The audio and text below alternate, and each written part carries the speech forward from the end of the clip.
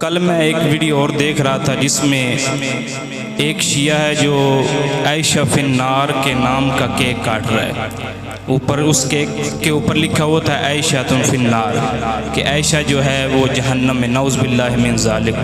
تو مسلمانوں یہ کس طرح کی یہ زندگی ہے اور کس طرح کا یہ ہمیں مقامات دیکھنے پڑ رہے ہیں کہ حضور صلی اللہ تعالیٰ علیہ وسلم کی گھر والی بی بی پاک کے متعلق اس طرح کے الفاظ اور پھر اوپر سے لکھ کر یہ کیک کا کاٹا جانا، یہ کس طرح مسلمان ایک گوارا کر سکتا ہے؟ تو ہم حکومت وقت سے یہ اپیل کرنی چاہیے کہ ایسے لوگوں کو لگام ڈالی جائے جو لوگ سر عام صحابہ کرام اور اہل بیت کی شان میں، کوئی اہل بیت کی شان میں وہ خطائی ٹولے کی طرح وہ شروع ہو جاتا ہے اور کوئی صحابہ کرام کی شان میں شروع ہو جاتا ہے۔ تو مسلمانوں یہ کیا اہل سنت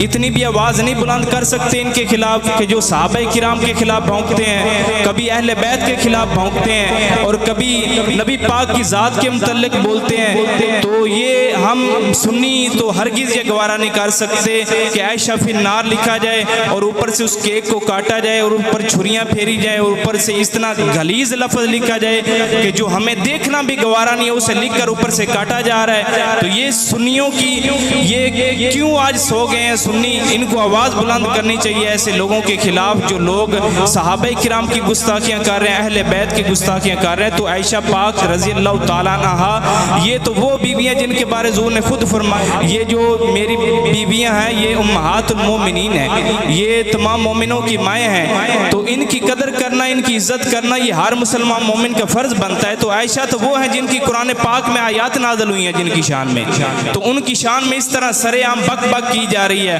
اور اس طرح ان کی شان میں سر عام گستاخیاں کی جا رہی ہیں۔ تو کوئی اہل بیت کی شان پر بھونک رہا ہے، کوئی صحابہ کرام کی شان پر بھونک رہا ہے، تو ان سب کو لگام ڈالنی چاہیے۔ حکومت وقت یہ سب کام دیکھ رہی ہے تو اس